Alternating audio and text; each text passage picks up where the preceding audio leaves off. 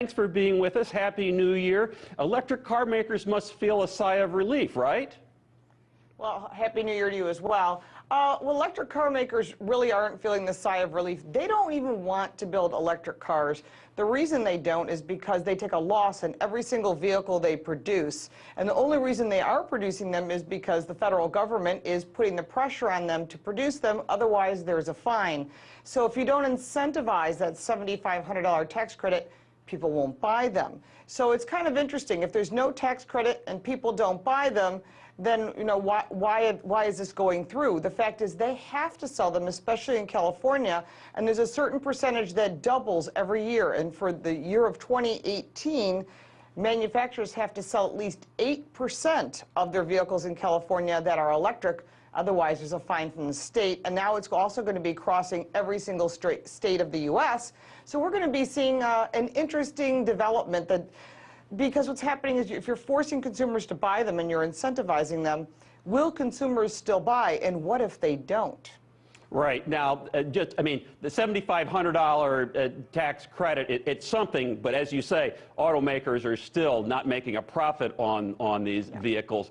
But, they need to make cars, as you're talking about, because of environmental standards. And it's not just California, of course, but what they call the CAFE standards. And I know you know what that is, corporate average fuel economy. Can you explain it to our viewers what it is? And I think, and you correct me if I'm wrong, that the Trump administration may be reviewing those standards sometime later this year, right? You are correct. Actually, corporate average fuel economy is currently 34.5 miles to the gallon. So what they do is they take each manufacturer and they get an average fuel economy that they're offering. If it comes out to be 34.5 or higher, you're fine. There's no fine. But if you're below that number, let's say you're coming in at 30 miles per gallon, that's all your vehicles, your trucks, your cars, whatever that might be, and you're coming in below that number, you're fined by the EPA. And that money is supposed to go into helping the environment, and it's supposed to incentivize you to try to produce cars that get better fuel economy. That may be very reasonable to reach 34.5, but they want to raise it to 54.5. And that's where auto manufacturers are saying, we can't make these numbers. If we do, then we're taking a loss on every electric car that we're producing. And then there's also carbon credits, and it gets really convoluted. But sticking with just that CAFE, the current administration is actually looking at those numbers, seeing if that's possible. And as the EPA is concerned, Scott Pruitt's thinking about taking away the carbon credits. So this could change everything. The whole dynamic will change. And of course, manufacturers are watching very carefully because they don't just plan for 2019 and 2020. They're planning 5-10 years ahead for their production schedule, and that could throw a wrench in everything. Right. So, guys, so interesting to talk to you. Thank you again for being here. Let me ask you, the levels going up to the 50 miles per gallon, is that on the slate and it will happen if the regs aren't changed? Or do you think that Scott Pruitt at the EPA will do something to reverse that or lower that rate at some time this year? Well, right now, manufacturers are hoping to make that by offering lots of electric vehicles. That's why you're seeing every manufacturer say we're going to offer more and more electric cars, not because consumers want them, because the total sales were less than 1.7% for 2016, and we may be very close to 2% for 2017 sales. That's not a lot of vehicles when we sold 17.7 million vehicles in 2016, and we're just getting the numbers in for today, somewhere around 17.1 million for 2017. That's not a lot of vehicles. So manufacturers are producing these vehicles as quick as they can, whether you buy them or not, to say, hey, we're offering these vehicles in order to make that 54.5. Now, it is highly likely that Scott Pruitt at the EPA is going to get rid of that regulation of carbon credits and change that 54.5 miles to the gallon. Manufacturers will be happy because they won't be selling so many cars at a loss because, hey, they're in business to make money. They're not in business to take a loss on every car. Right. I mean, there'll be people on the other side for sure on the climate change issue. Lauren, are there companies, U.S. We talked about U.S. manufacturers, but what about the foreign automakers? They don't have these CAFE standards, but so I assume that they're just producing for the market. What's going on with them in electric vehicles? The Toyotas, et cetera, Volvos of the world.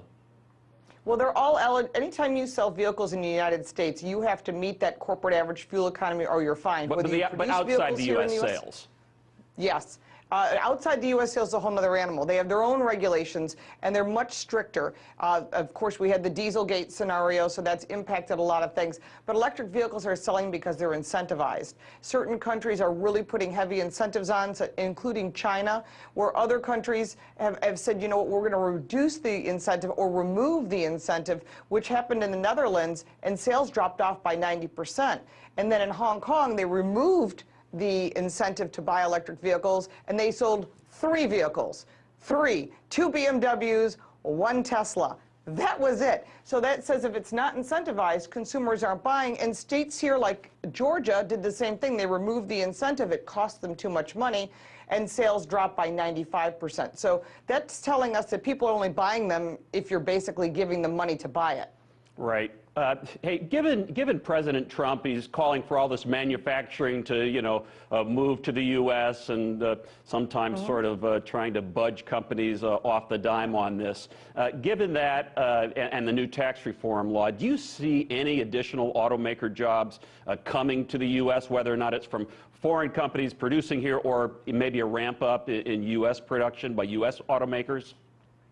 Yeah, automakers are actually starting to build more factories here. We're hearing from different manufacturers. Of course, Kia builds in West Point, Georgia. They've expanded their facility. They're putting together a battery facility. You've got Hyundai building vehicles in Alabama. Audi has decided to build, for some reason, in Mexico. We'll see how that's going to change with NAFTA, which may go away. If NAFTA goes away, which is the North American Free Trade Agreement, that could really impact product going to and from Mexico, which could increase the cost to manufacturers. So they're really doing everything they can to build more vehicles here. GM is on board with that. Chrysler's on board. You're seeing every manufacturer think, you know what, there's got to be a place somewhere in the United States that would like to have our facility. And you've seen even Toyota. They moved to Texas and built a huge facility. So they know exactly what they're doing. Lauren, we're about out of time, but I got this really weird and bizarre question I want to ask you. Okay. And with that preface, here it is. So self-driving cars, they're becoming more popular, but we also read about hackers. I know there was a Tesla that was hacked from a number of miles away, I read.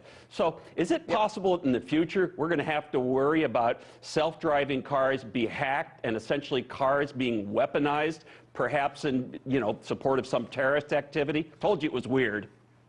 It's not a weird question. You're actually spot on. The reason we don't have autonomous cars on the road today because of some of these factors. We have insurance regulations, government regulations, the hackers, and the attorneys who are just waiting for someone to hack. So the current administration has stopped what they call V2V, which is vehicle-to-vehicle communications. And the reason that is that's going to actually slow down this autonomous cars. Now, I'm currently today in Buffalo. We just had a 75-car pileup because of a whiteout. There is nothing an autonomous car could have done to save you. It probably would have been worse. And the reason for that is when those cameras, which work on LiDAR and radar, when they're blocked because of ice and snow, you need to have the skills in order to take over that vehicle. If they're not going to teach people how to drive cars anymore, you're asking for a lot of problems. So I think before you jump to the autonomous car concept, maybe just call an Uber if you don't want to drive. Lauren Fix, the car coach. I love that, the car coach. Great branding. We hope you'll come back. Thanks for joining us. Take care. Anytime.